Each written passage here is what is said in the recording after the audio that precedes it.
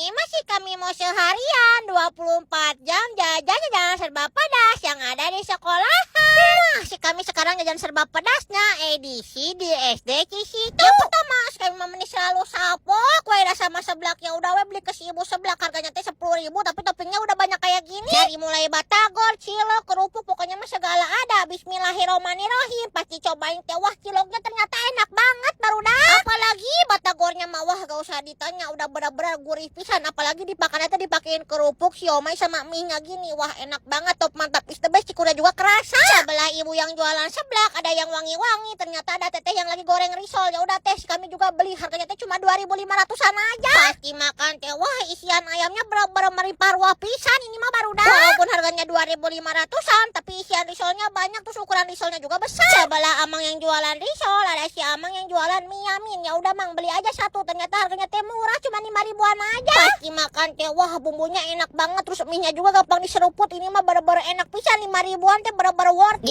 Gadget lia singa tawajuk ha. Iyo teh mendingan pisan.